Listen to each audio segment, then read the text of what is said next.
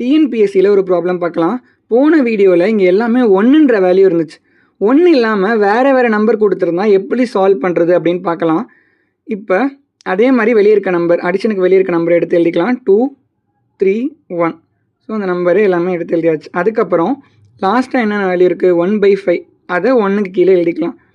நம்ம என்ன பார்த்தோம், 1ன்ற நம்பர் இருந்தால் மட்டும் கீழே இருக்க நம்பரை மேலே இருக்க நம்பரோட ஆட் பண்ணி அப்படியே எழுதணும்னு சொன்னோம். ஸோ இங்கே 1 தான் இருக்குது, அதே மாதிரி பண்ணிக்கலாம். இப்போ என்ன வரும், 5 + 1 6ன்னு வரும். கீழே இருக்க நம்பர் அப்படி எழுதிடும், 6/5. நெக்ஸ்ட் ஸ்டெப் போகும்போது என்ன சொல்லியிருக்கேன், ஸ்வாப் பண்ணணும். அதாவது மேலே இருக்க நம்பர் கீழேயும் கீழே இருக்க நம்பர் மேலேயும் போயிடும். 5/6.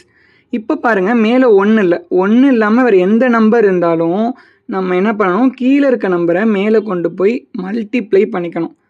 மல்டிப்ளை பண்ணால் என்ன வரும், 3 6 18 வரும். அந்த நம்பரை மேலே இருக்க நம்பர் 5ஓட ஆட் பண்ணுங்கள். அப்போ என்ன இருக்கும், 23/6 கிடைக்கும். கரெக்டாக? இப்போ வழக்கம் போல் ரெசிப்ரோக்கல் பண்ணுங்கள். மேலே இருக்க நம்பர் கீழேயும் கீழே இருக்க நம்பர் மேலேயும் போனால் 6/23.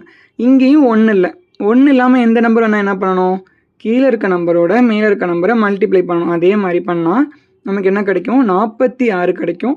46ஐயும் மேலே இருக்க நம்பரையும் இப்போ என்ன பண்ணணும், ஆட் பண்ணணும். ஆட் பண்ணால் நமக்கு என்ன கிடைக்கும், 52/23. ஸோ இந்த ப்ராசஸ் சால்வ் பண்ணாலே போதும். இதே எங்கள் நெகட்டிவ் இருந்துச்சுன்னா கொஸ்டினில் நம்ம அதை மைனஸ் பண்ணால் போதும், ஆன்சர் கிடச்சிரும். So option B is the correct answer.